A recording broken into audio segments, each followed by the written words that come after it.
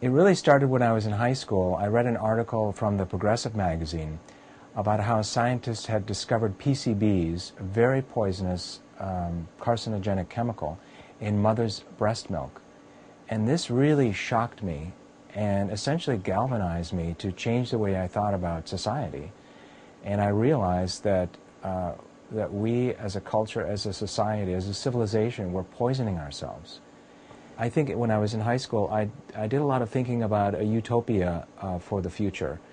And I did a lot of architectural drawings, especially about cities.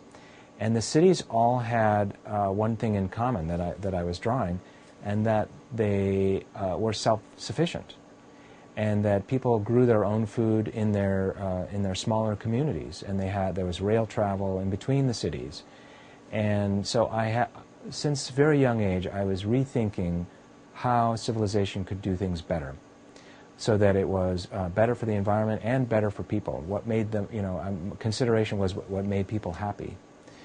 And so just a few years ago, I took a series of classes about climate change from a local systems scientist, and started to think about, and of course the film An Inconvenient Truth came out, and I started to think, well, what can I do to make an impact? And started thinking, just about a year ago, started thinking about solutions. Because the film An Inconvenient Truth talked about the problem, and it addressed the problems very well. But the solutions were rather shallow that they talked about, and mainly they were talking about how people could buy things that could make things better, like changing out your light bulbs for fluorescent, more efficient light bulbs, or buying hybrid cars. And to me, that didn't really ring true as being at least sufficient to address such huge issues. I teamed up with a couple of local environmentalists, and we started to investigate what people were doing in Lane County in their own lives, in their own communities, towards being more self-sufficient and more gentle on the environment and being more sustainable.